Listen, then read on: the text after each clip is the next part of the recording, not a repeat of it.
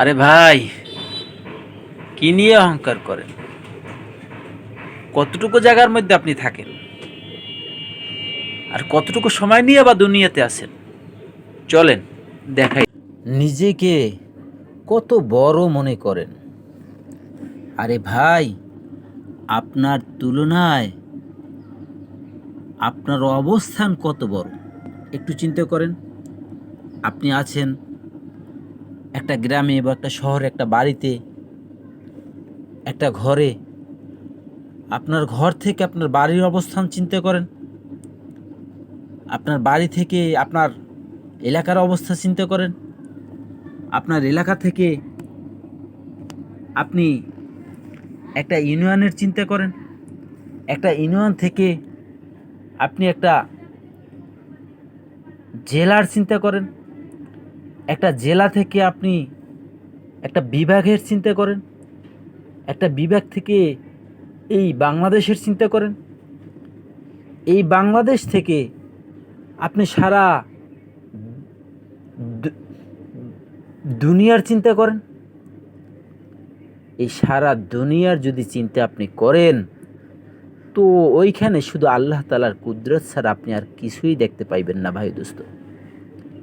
এইটাই আল্লাহ তাআলার কুদরত, আর এইটাই আল্লাহ তাআলা চাইতেছেন যে ও দুনিয়ার মানুষ, তোমরা এক আল্লাহ তাআলাকে ভয় করো, তোমরা আল্লাহ তাআলার হুকুম পুরো করো।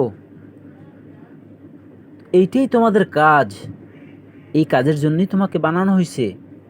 কিন্তু ভাই দোস্ত, আমরা সেটা করি না। আমরা দুনিয়ার অহংকার নিয়া আল্লাহ তাআলার হুকুমকে অমান্য করতেছি। আল্লাহ তাআলা যেদিন ধরবেন, আল্লাহ কাউকে ছাড় দেন নাই ভাই দোস্ত। বলছে আল্লাহ তাআলা দুনিয়ার মধ্যে আমাদের চাইতে হাজারো শক্তিশালী মানুষ পাঠাইছিলেন।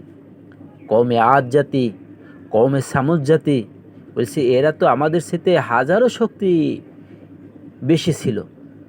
তাল গাছ, নারকেল গাছ, ভাই দোস্ত, হ্যাঁ, এই তাল গাছ নারকেল গাছকে তারা মূলার মতো উগলাই ফেলাইতো। মূলার মতো আমরা যেরকম মূলা উগলাই না, খেতে মূলা দেখছেন, মূলা, ওই মূলা যেভাবে আমরা উগলাই, বলেছে উঠাই ফেলাই, বলেছে ওই রকমের শক্তি তাদের ছিল। তাল গাছ নারকেল গাছকে এরকম উগলাই ফেলাইতো। ওই শক্তির তুলনায় ভাই দোস্ত আমাদের শক্তি অতি সামান্য, অতি নগণ্য। এটা নিয়ে কত অহংকার! আল্লাহ তাআলা যেদিন ধরবেন ভাই দোস্ত, ছাড় দেবেন না, কিন্তু ছাড় দেবেন না। এই জন্যে সাবধান হন, আল্লাহ তাআলার হুকুম পুরো করেন।